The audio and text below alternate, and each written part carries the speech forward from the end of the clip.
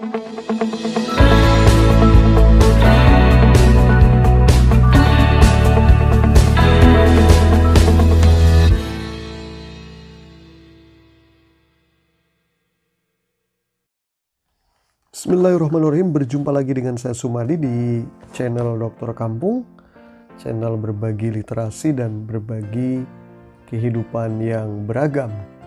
Kita akan lanjutkan kajian kita di topik kajian komunikasi, teori komunikasi dan penelitian komunikasi. Topik kita hari ini adalah komunikasi sebagai aksi, atau disebut juga dengan model linier. Di pertemuan sebelumnya kita telah diskusikan tentang definisi komunikasi dan aspek-aspek yang melingkupi atas komunikasi pada saat ini. Nah, teman-teman semua di mana saja berada, teoretikus komunikasi itu menciptakan model-model, ya. Atau model itu disebut dengan representasi sederhana dari hubungan-hubungan kompleks di antara elemen-elemen dalam proses komunikasi, yang fungsinya adalah untuk mempermudah kita dalam memahami proses komunikasi yang rumit. Tentu banyak model dalam pembagian komunikasi ini menurut para teoretikus komunikasi. Tetapi paling tidak menurut West and Turner itu setidaknya ada 3 model komunikasi, yaitu komunikasi sebagai aksi, sebagai model linier, kemudian komunikasi sebagai interaksi, dan komunikasi sebagai transaksi. Nah, yang pertama ini adalah komunikasi sebagai aksi, atau disebut juga dengan model linier, ya, model linier. Nah, jadi pada tahun 1949, ini termasuk generasi-generasi as-sabiqun al-awwalun, atau generasi-generasi awal dalam pembahasan komunikasi, yaitu Claude Shannon pada tahun 1949, ya, menjelaskan tentang komunikasi sebagai aksi, atau yang disebut dengan komunikasi sebagai proses yang linier itu. Nah, kelompok Claude Shannon ini awalnya tertarik pada teknologi radio dan telepon, dan mereka ingin mengembangkan satu model yang dapat menjelaskan bagaimana informasi melewati berbagai saluran atau channel. Hasil dari kelompok Shannon dan kawan-kawan adalah konseptualisasi dari model komunikasi linier atau linear communication model. Nah, komunikasi sebagai aksi ini memiliki pandangan satu arah mengenai komunikasi yang berasumsi bahwa pesan dikirimkan oleh suatu sumber melalui penerima saluran. Nah, oleh karena itulah pendekatan komunikasi ini terdiri atas beberapa elemen kunci. Di antaranya adalah, kita lihat gambar yang disusun oleh West and Turner. Di antaranya adalah pertama, sumber atau source, atau disebut juga dengan pengirim, ya. Kemudian pengirim atau pengirim pesan, kemudian mengirimkan pesan, message, ya, pada penerima atau receiver yang akan menerima pesan tersebut. Nah, maka kemudian si penerima, ya, adalah orang yang akan mengartikan pesan tersebut. Semua dari komunikasi ini terjadi dalam sebuah apa yang disebut dengan saluran atau channel, yang merupakan jalan untuk berkomunikasi. Nah, saluran biasanya berhubungan langsung dengan indera penglihatan, rasa, penciuman, dan pendengaran.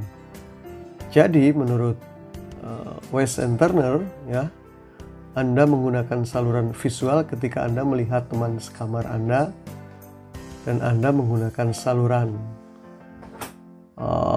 taktil atau persepsi secara nyata ketika memeluk orang tua Anda misalkan. Nah, kemudian komunikasi menurut Westenterer juga melibatkan gangguan atau noise. Ya, gangguan atau noise. Yang merupakan semua hal yang mengganggu proses berjalannya komunikasi. Nah, setidaknya ada 4 gangguan, ya.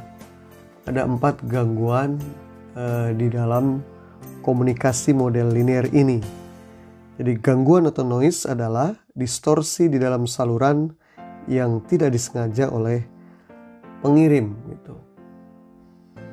Nah, dari 4 jenis gangguan itu, pertama gangguan semantik atau semantic noise.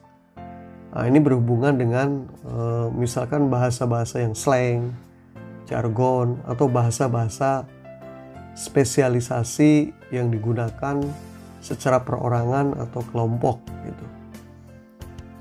Misalkan di Indonesia gitu ya, orang Sunda dengan orang Jawa itu juga ada istilah yang sama, tetapi kemudian ada pemahaman yang berbeda. Jadi kalau gedang itu di Cilacap itu artinya adalah pisang, tapi kalau gedang di Ciamis itu artinya adalah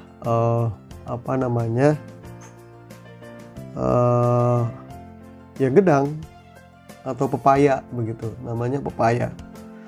Begitu juga banyak istilah-istilah yang tidak dipahami dan itu hanya istilah kelompok tertentu. Di Ciamis misalkan ada, di daerah Kawali orang bilang hagei gitu ya, dan lain-lain gitu.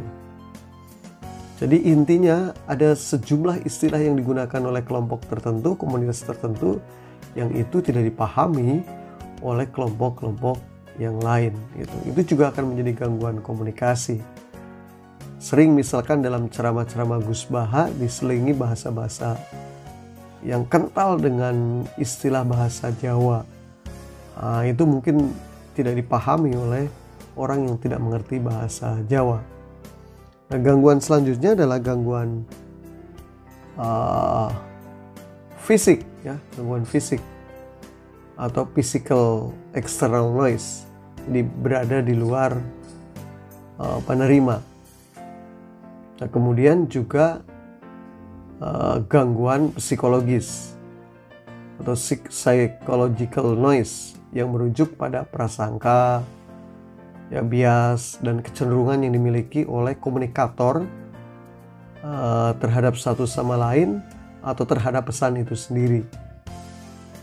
Nah, gangguan-gangguan ini misalkan biasa kalau seseorang atau kelompok ngefans pada tokoh atau pada pilihan tertentu, biasanya tokoh yang lain yang tidak masuk dalam lingkaran fans, tidak masuk dalam lingkaran suka, nanti ini juga akan mengganggu proses komunikasi.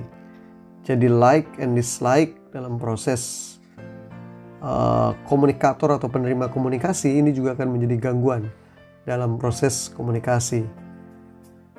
Dan tidak jarang dari gangguan-gangguan psikologis ini juga berdampak pada yang terakhir adalah gangguan fisiologis atau physiological noise, adalah gangguan yang bersifat biologis terhadap proses komunikasi.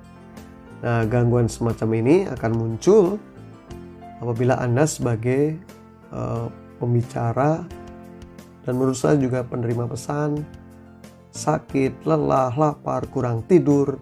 Nah, ini juga akan menjadi gangguan dalam proses komunikasi. Nah, para teoretikus komunikasi memberi catatan atas kelemahan model ini. Jadi memang di zamannya analisis semacam ini menjadi sebuah keunggulan tersendiri dalam proses komunikasi, tetapi pada perkembangan selanjutnya model komunikasi ini banyak mengandung kelemahan-kelemahan. Misalkan asumsinya hanya satu pesan, Padahal dalam waktu yang bersamaan komunikasi bisa banyak dan beragam pesan. Yang kedua, terlalu berorientasi mekanistik. Padahal komunikasi sebagaimana dijelaskan sebelumnya itu sangat kompleks. Komunikasi bahkan tidak memiliki awal dan akhir, dan komunikasi akan terus berjalan gitu. Kemudian yang ketiga, ini terlalu diasumsikan satu orang yang bicara atau pengirim, kemudian yang lain pasif gitu. Tetapi sekali lagi di zamannya tentu di awal-awal perkembangan komunikasi ini menjadi komunikasi sebagai aksi, menjadi alat cara memahami proses komunikasi yang terjadi. Demikian mari kita diskusikan sama-sama agar dapat memperluas pembahasan kita. Assalamualaikum warahmatullahi wabarakatuh.